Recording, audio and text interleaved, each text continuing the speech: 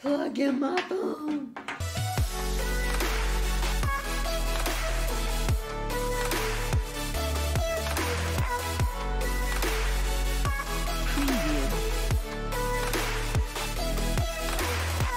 Starting the Clubhouse in 3 minutes. Plug in my phone. This is an interview that Richard's doing with me. He asked me if he could do like an interview with me, and I was like, sure, that would be great. So half the time I can't figure out why these don't start. So I'm in Clubhouse right now, and if you're not on Clubhouse, and you're not following me on Clubhouse, come follow me on Clubhouse. That will be fun. All right, I'm just waiting for this to start, and then we go in. So Clubhouse is an app, because some people don't know what Clubhouse is. Clubhouse is an app where it's like talking. You guys, it's like constant, you're in podcast rooms, meaning like there's a stage, not a literal stage, but there's a place to speak. You raise your hand, they can bring you up to speak, and then you can mute yourself or unmute yourself. Sometimes I forget that I'm not muted, so you gotta make sure you're muted, because sometimes I said things and I'm like, oh no. Oh, I think that's my food. I'm gonna go run and get my food. I got my food. All right, so I'm so nervous. Why am I nervous? I'm not nervous. I'm excited. Yo, how's it going? Hey, what's up? What is up? What is up? I'm so excited. Yo, yo. Aerosol, it's just us three today. Super excited. Super cool. First of the interview series. Have interviewed a few people, but I normally can see them. So this is going to be a nice change of pace. And we were lucky enough to have Eliana here to be our first creator that we get to interview. The interview is going to be about 45 minutes, not too long. Yeah, thank you so much, Eliana. We're stoked to have you. I'm so excited. I get to be the guinea pig. I like it. And I think, this kind of came from, being the moderator of this room. There's so many questions that I wanted to ask all of the creators, and we have so many talented people in the room at all times. And we never get to talk about it. So I'm stoked to dive into it. So I think we'll start here. How would you describe yourself? How would I describe myself? I feel like I'm a squirrel in a human's body. No, I'm just kidding. I think I would describe myself as someone that's very driven, I believe everything's possible. I'm like a kid in a sandbox. Like there's magic, and I believe that. And with my work as an actor, I really do believe that magic exists here, and we just have to be the ones to find it or create it. And I live very much in that world. So I live in a dreamer's world. Like anything's possible. Very, very, very driven when it comes to my work. And if someone says no, I'm like, okay, well, maybe not no this way, but where's the other way? And that's how I think. No, I love that. And I think I was doing a little bit of a research on you, and you're a singer as well. I am. And you have your own production company. So you're very busy. I'm surprised you have time for us on Clubhouse right now. I don't even know how you're pulling all this off at the same time. My time expands. 24 hours in the day turns into 30 hours of a day. No, I'm just kidding. Yeah, it just costs us sleep, ultimately, I think, is the price. You're right. Yeah, exactly. Yeah, it dwindles down the older you get, unfortunately. I thought you would get more. So where did you grow up? I grew up actually all over the world. A lot of people don't know this about me, but my parents are doctors. So when I was 12, my parents not the kind of doctors that stay in one place. They're the kind of doctors that go around the world trying to find the cure for cancer, AIDS, ALS, HIV, Lou Gehrig's disease, all of that, MS. And so I traveled the world since I was 12. I lived in Africa, Gabon, Libreville. I lived in Belize, and I grew up in Mexico. I grew up in Israel, and Atlanta, South Carolina, and Florida. So I'm definitely all over the world. I grew up everywhere because they constantly moved to find the cure for those kind of diseases. So not a lot of people know that about me. But yeah, that's definitely, I'm not in one spot. So, who's been the most important person in your life, and can you tell us about them? Wow, that's such a good question. Let me think about that for a second. The most important person in my life? It's a loaded question because I feel like my sisters were a really big influence to me, and my sisters were adopted, the three younger ones. I'm one out of 6 kids. So my oldest sister, she didn't live with us growing up, and then I have a brother, and they're both half from my dad, and then 3 younger siblings. I think that they were such a huge influence on me because I was someone who was extremely shy growing up. And my one sister, Avia, she was so outgoing and everyone loved her. And I was like, oh my God, I want to be like that. So I molded my personality around what she and how she was and how outgoing she was. And it molded me into who I am today. So I actually have never told her that. I probably should tell her that she was such a big influence to my personality and my drive. And also my grandmother, who's no longer here, but her name was Bubby. She was at my front row all the time. I did shows like 100 times, and she'd always be in the front row screaming, "Bravo!" And yeah, and she would not die, that woman. She was like 94 years old. 94 years old, and I was getting married, and she's like, I'm making it to your wedding, and then after that, I'm gone. And I was like, okay. And guess what? She made it to my wedding, and 3 weeks later to the day of my wedding, she passed away. But that woman, she was strong woman. So I give her so much props to who I am. Oh man, that gave me chills. I don't like when that kind of stuff happens in real life. Oh man, that's awesome. That's so cool. But man, that one cuts deep for sure. What kind of keeps you going when things get tough? Oh my God, my husband, because there was days where before I blew up on social media, I was very frustrated, very, very frustrated, because there'd be days where I would do amazing, millions and millions of views, and then days where I wouldn't do any kind of anywhere sort near that number.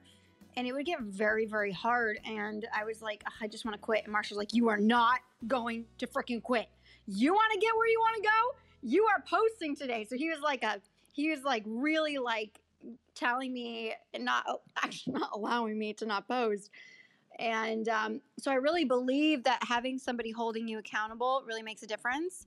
And then also having friends, Chris Barnett and I have become really good friends during the last few weeks because his page was like, for some reason, I don't know why his page was not going or not doing well. And we couldn't figure it out. We're like, frick, why isn't his page doing well? I mean, he has at the time, he had like 2.6 million people follow him. Like, what's going on? His views weren't up to what was happening. So me and him just did a discussion, and anytime things would get bad, he would shoot me a lot of F-bombs, and I'd shoot him back a lot of F-bombs, and then we would figure it out together. And that's why me and him then started doing things together, because at the end of the day, when we came up with the Psycho series, and that did really well on his page, there's like 11 million views on his page for that one video.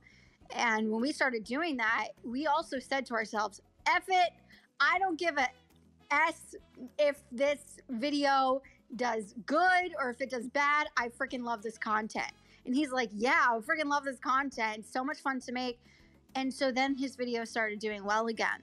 So I think that if you put the focus on having fun, making good, solid content, at the end of the day, if your video flops, there will be another video that goes viral. You just have to be patient. You have to be willing to go down a wave before you go back up, because it's waves. So you ride if you're a surfer, you go all the way to the shore, you have to swim back out or you're not going to catch another one. And you just got to be okay with the process of that, I believe. I really liked the series you two are working on. I think it's got a really awesome aesthetic. I think it's really edgy for TikTok content. So to see it do so well is really refreshing. What was kind of the inspiration behind that project? That's a good question. Okay, so so there was this thing. I don't know if anybody in here knows. There was a trend going around with the Gilmore Girls dialogue. Hi, how are you? Good, how are you? What are you doing? Nothing. Why'd you call? I wanted to. It's a good thing that you called. Yeah, why? Because the Fountainhead, and it was a Gilmore Girls dialogue thing. And I saw everyone doing it, and I did it, and it bombed. And he did it, and it bombed. I did a duet with somebody else, and I was like, Chris, I'm freaking doing this like I'm murdering someone. I don't give anything. I'm just gonna do it that way. And he's like, yeah, dude, do it that way. And it really teaches I think the actors that do not do what the writer wrote. You do what the writer didn't write. And that enhances the writing. And because it's TikTok, I could have gone as far as I wanted. So then I started doing this body bag. And I loved the opposition of it, because you're hearing this sweet, innocent conversation, but you're watching somebody push a dead body down a garbage chute. It's just the opposition of it is hilarious. So that's what made us continue on with it. What people, books, television shows, movies have been the most influential in your growth and development, and why? That's so anything that's that a I loaded booked, question. That's a it loaded is. question. So is it anything that I booked that influenced my career, or anything that I did? No, like any movie, TV show, book, that you read growing up, maybe, something that you were exposed to at a younger age where you were like, this really stuck with me. Harry Potter. That is it. When I was 12, when I was 7, and a lot of people know this. So those of you that don't know this, trigger warning. When I was 12, I was sexually abused by my grandfather. And when I was 7, that was 7. And then when I grew up, I remember watching Harry Potter and thinking, oh my God, I want to be in that world, because my world was dull, dark, scary, and I didn't want to be in it anymore. So when I saw Harry Potter, I was like, oh, I want to be an actor. But it was coming from a place of not wanting to be in my life. So, but I didn't realize that at the time. So then after I wanted to do this journey and I turned 15, I had really bad, severe OCD when I was a kid, when I was 15. But that's why, like severe, like I wouldn't go outside without opening, closing the door 7 times, swallowing in a certain place, looking at somewhere. It's very, very odd. And if nobody understood what OCD was, you'd think I was insane. I felt insane. But when I started acting, it really pulled down all that anxiety, and it completely stopped for me. The OCD stopped, all of that stopped. And then I went to school at the New York Conservatory for Dramatic Arts when I was 18 years old. And that changed my life. And it really made me start looking at my trauma from the past. Because until then, everything was under a rug. I didn't share about it. I didn't talk about it. And then after that, after my training there, I started doing personal and development growth training courses, and that really impacted me. But it impacted my career, because the more I started learning about myself, the more I became a stronger actress, because I really believe that if you can't be and understand you to the core, you can't understand anybody else, because all that you're dealing with is I'm not good enough, all that stuff that you deal with growing up. So I think that had a huge impact on my life. And then also me just, I love Meryl Streep. I watch her work, and I just always loved her work. And it's still always an aspiration to be that good, So, that's always there. But then after I really got that my life was beautiful the way it was, then I started wanting to be an actor for the right reasons, and not wanting to be an actor to escape something. And that changed everything for me, even my success. Has your, the trauma you've been through kind of influenced, has it been something you've spoken to on your platform? Yes, absolutely. I mean, before I blew up for the acting challenges, one day I was sitting down and I was like, I'm going to tell the world right now that I was sexually abused by my grandfather. And I remember texting that to my husband, freaking out about it. And he's like, yeah, just do it. And I was like, because I know any single time I've ever shared about it in the past, somebody always came up to me and be like, thank you for sharing that because that happened to me and you made a difference for me. And now I'm going to go share with someone else what happened to me. And I was like, okay. So then I did it on my platform, and that was the first. Those got, I think, millions and millions of views and thousands and thousands and thousands of comments and thousands of DMs telling me that I made a difference for them just by sharing that, and that they would go to their people and share. And then I made this WhatsApp group for these kids called No Secrets, where they were able to share with each other. And then we gave each other the confidence to tell their parents. And they ended up telling their parents, and they got out of horrible situations just because of one video. It impacted the lives of so many people. And that's why I really believe that. And honestly, people think I'm crazy for saying this. I will never, ever, ever, if I had to go back in time and change what happened to me, I wouldn't. I'd have the same thing happen to me again, over and over again, so I could be here to help other people. Because if that didn't happen to me, I don't know who I would be. I don't know where I would be, but I know I wouldn't have impacted the people and the kind of people. I wouldn't have been an actor. So, I mean, my abuse was actually the best thing that ever happened to me in a very weird way. And I know that's such a weird way to say it, but I'm at a place where I've totally forgiven him. He's gone now. He's dead. But I've totally forgiven him. And I'm actually very grateful for the experience. So that way I can help millions of other kids and adults through my craft, through my journey, and through my platform. And no, just to and I don't want anyone to ever think that, oh, because something that you went through, even your emotions, all of that stuff is so valid. And I don't want someone to ever think that, oh, which mine doesn't mean anything because it's not as bad. It's never the event. And I really want to just say about that for a second. It's never the event that affects you, ever. If you actually look at what happens, it's not the event that affects you. It's what you say about the event that affects you. See, it wasn't that he abused me that one night that my whole life looks like this. It's because when he abused me, I said that I'm not good enough, I'm not lovable, I'm worthless, and no one's ever gonna love me. It's because I said that my life ended up being a very hard place to live in. It had never to do with the event. If I would have let the event be an event and it had stayed in the past, then I would have been okay. But it's not because of it's because of what I said about the event is what triggered the domino effect for me with everything in my life. Because what happens when bad things happen? I'm not good enough. I'm worthless. And comes up in my head, it's like a trigger. It's a ghost that keeps coming up. But I'm saying that because it happens for everyone. It could have been as simple as your toy was taken away, and there it goes. I'm not good enough. I'm not lovable. And we all are dealing with the same thing. And it's never like your event is worse than mine event. They're just events. It's like almost like stubbing your toe. Obviously, like not that, but you don't remember stubbing your toe sometimes. You don't even remember what you ate this morning.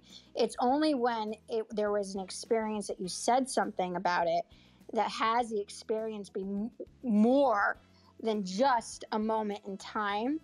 And just to have people know that we're all dealing with something, and it's normal.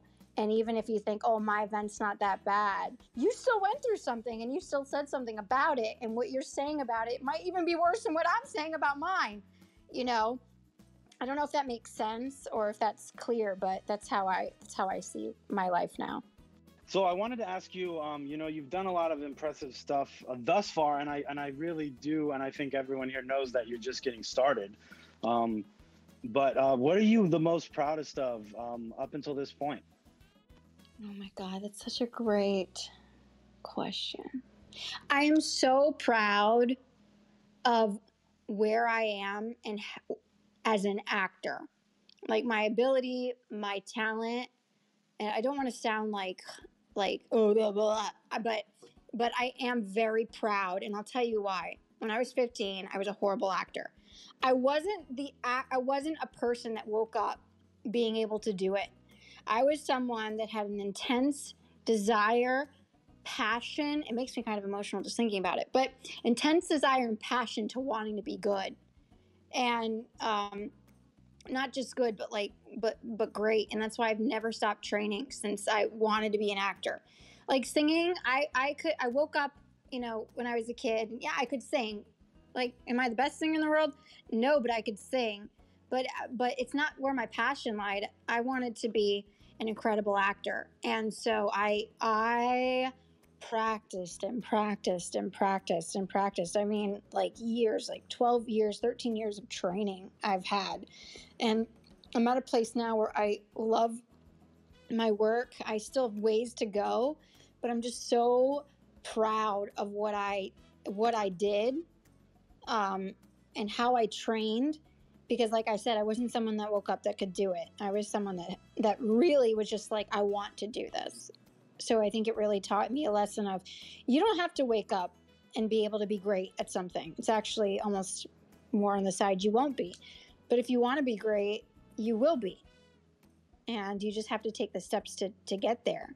You be willing. And the courage and the commitment and all that is, I think, what I'm the most proud of. I'd love to hear about some of the projects that you've worked on. I don't want to sit here and recite your IMDb for everyone, but I'd rather hear it from you, to be honest. Well, I did, the biggest thing I've ever done was Insatiable on Netflix. I was Corey there. It was in one of the episodes, and that was the biggest thing that I've ever done. And I loved working on that set.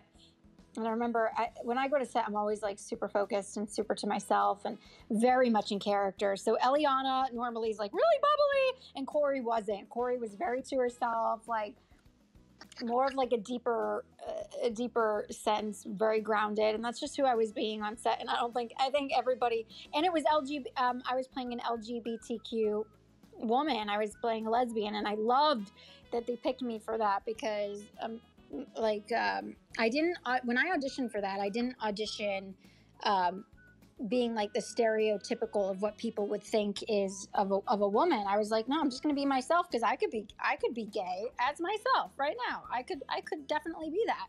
And so I did, and they loved it. And so when I played Corey, it was just so great. I was very, very honored to be representing that community. And then I did Purge of Kingdoms, which is a hilarious spoof of Game of Thrones. And I would not recommend watching it if you're under 18.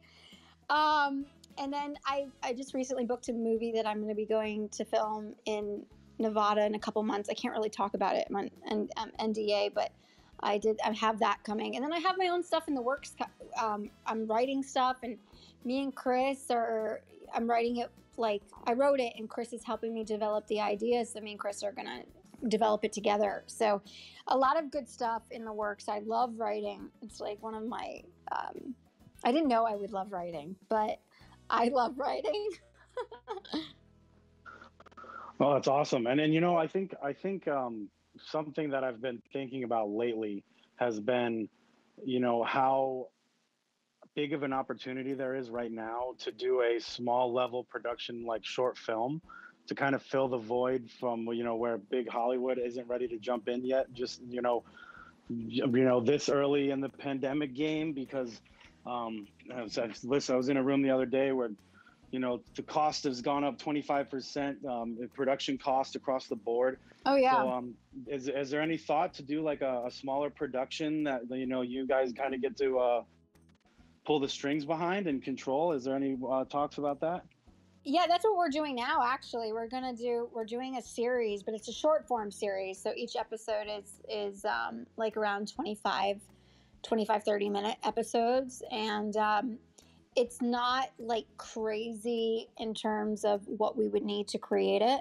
And I'm already in the works of talking with a producer about it. And so we're all going to create. And I was like, you know what? And I'm glad this producer's down to help me finance it. But if not, I would have just crowdfunded it with my with the following I have on TikTok, because I was like, you know what, people would want to be involved with that, but I don't think I'm gonna need a crowdfund. But I was like, you know, I will definitely do it. But yeah, I mean, I think now is such a great time because so many productions are having to deal with so much different stuff, things being more money, things being, all of that. So it's like much better to be able to create your own project if you can, because then you get to choose who you want to play, who you want to be, you get to create, and it's so much more rewarding being somebody, not just the actor, but being the person that develops it from the beginning to the end. It's just, it feels different than just being the actor that comes on set. And I'm not just the actor that comes on set. I will always come on set bringing 100%, 120% to the role and more ideas than they even thought of. I always will do that. But being able to create something, say, oh, this I want to create, and you finish it through, all the way through, there's such a sense of like I just birthed this child. It's pretty amazing experience. And I believe that, you know, Hollywood needed a little bit of a reconstruction in certain areas, and even if it's just that people like me who didn't get a big thing on like right off the bat, it's a place for people like me who has like similar stories to create something, and that they can actually go somewhere with it rather than having to have a role be handed to them. Because half the time the role is never given to us. Even if we do an incredible job, the role is always not always, but most of the time not given to us. So it's like, it's okay if you don't give it to me. If you don't want me as that role, it's okay. Go for the person that's better for it. Of course, I still get to create my own thing. No, without a doubt. What's something that that people seem to misunderstand about you? This is a good question. What they misunderstand about me is that they think a lot of the times I am very, very bubbly, very out there, very like, oh my God, hi you all. Like, that's who I am in life. I'm very goofy.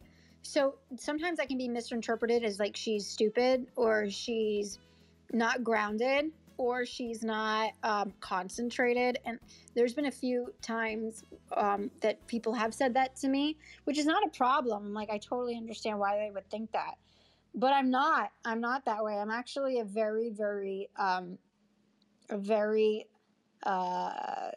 deep person, in the sense that I think about things very to the edge of the edge, if that makes any sense. I'm very philosophical, and I really take things in all the way deeply.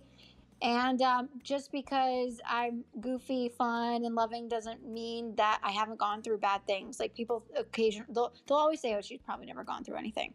And I'm like, actually the opposite. And I think that's why I'm such a happy person, because I've been through the worst I could possibly have ever been through, and I'm out of it. So I'm happy rather than you know, not being. But that sometimes people don't get about me. And I also still deal with anxiety day to day, but I'm able to distinguish it, and a lot of people don't know that either unless I share it. So it's so great. Yeah, it really is. I remember my dad when I was a kid. He's always like, "You have to have a backup plan. You have to have a backup plan." And I'm like, I ain't getting a backup plan. I don't want a backup plan. I don't want to do anything but act or direct or produce. I don't want to do any of that. And I was like, no, I'm not going to do it. If I have to, and I did do photography. I did, because I loved photography. And so I was doing like headshots and everything. Like, there's some day, like when I was in Atlanta, before I started TikTok, like way before, 2 years, I remember there was days where I would go paycheck to paycheck, and I didn't know how I was going to make rent. My rent was like $500, which is so cheap in Atlanta, but it was like $500, and I had $1 in the bank, and I was like, I don't know how I'm going to eat. I don't know how I'm going to make it to this to pay rent, but I know it's going to happen. And every single time, I always had enough of what I needed. However, when TikTok was a game changer, TikTok is a career, not even just TikTok, not just TikTok. Social media is a career for me, because I teach acting now, and that's a job. And it's like, I never need to do anything else. Even if I said, you know, I want to quit being an actor, I don't need to do anything else for my entire life. There's a lot of things that happen, but I'm saying if it kept going this way, I wouldn't have to do anything else. And I think that's such a blessing about social media. Like, I know people that are like, oh, I don't do TikTok. And I'm like, why?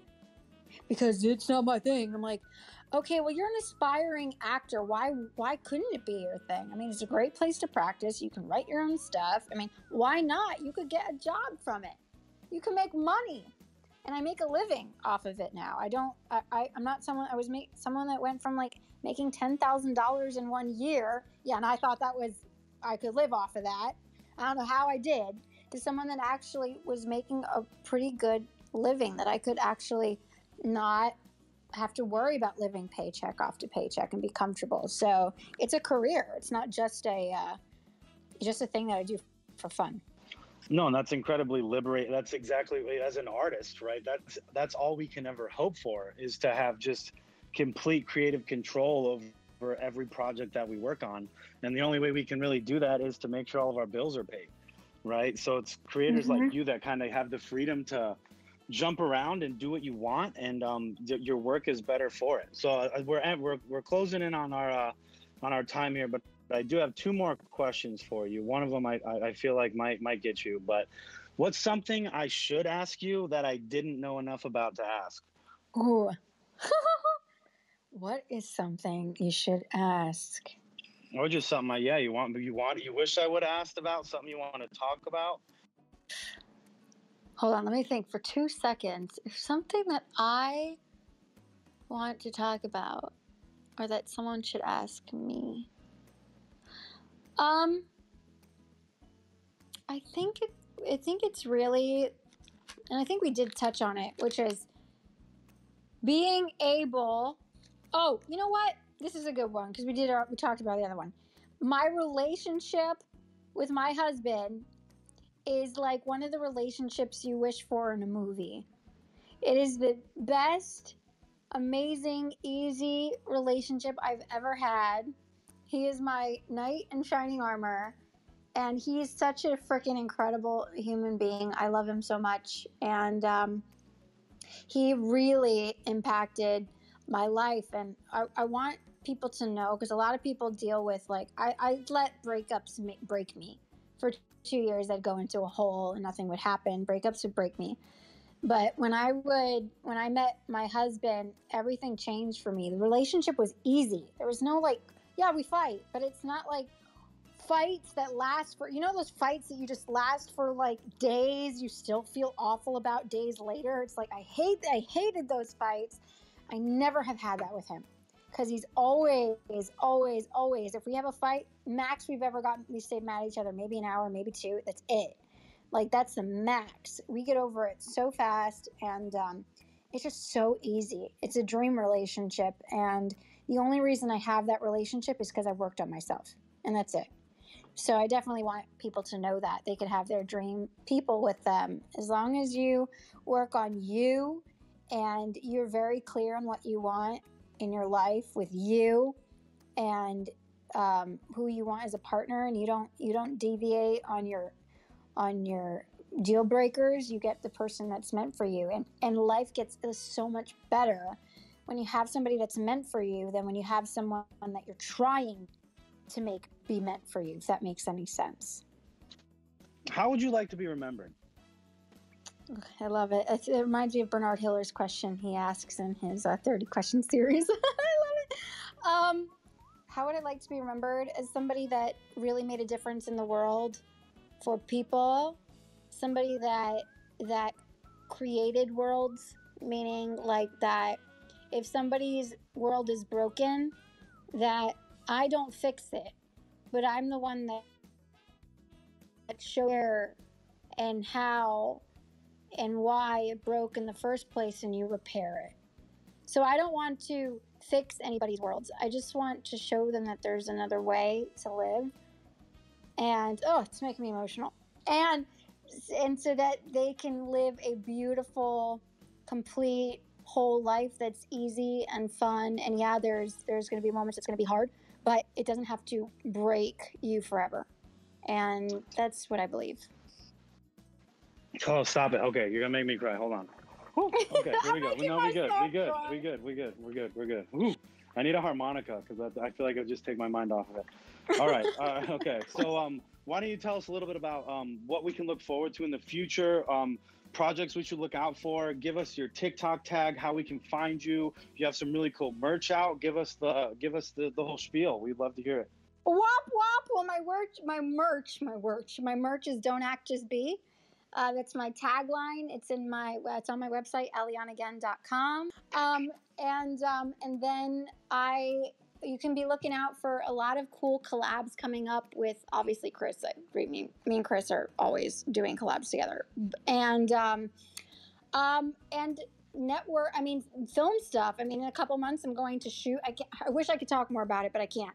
But I will be doing film stuff, so that in a couple months I will start talking about it more when I'm allowed to. And so definitely films in the works, a cool series that I'm coming out with in the works, and just a lot of. I'm going to just say that there's going to be content you're not even expecting. It's not even the world of possibility, but it's going to come out, and that's going to surprise all y'all, and it's going to surprise me too. So it's going to be great.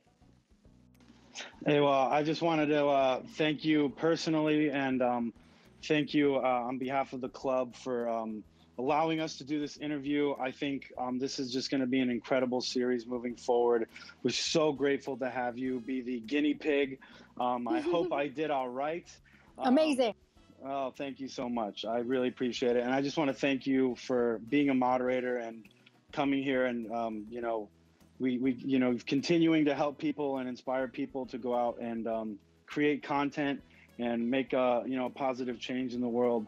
So yeah, thank you so much. It really does. It means the world to me personally, and I know it means a lot to a lot of other people. So thank you. Oh, no, thank you for having me here, and thank you for such an amazing interview. I don't ever really get emotional in my interviews, so that was like a first. So the questions you've asked really like hit a very human spot. So I really do appreciate the time and all of you guys being here to listen.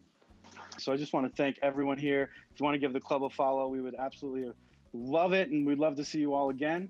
And with that, we will close the room down. Thank you so much, everyone. Thank you, everyone. Thanks, Eliana. You guys have a great day. You too. Everyone have a great day. Bye.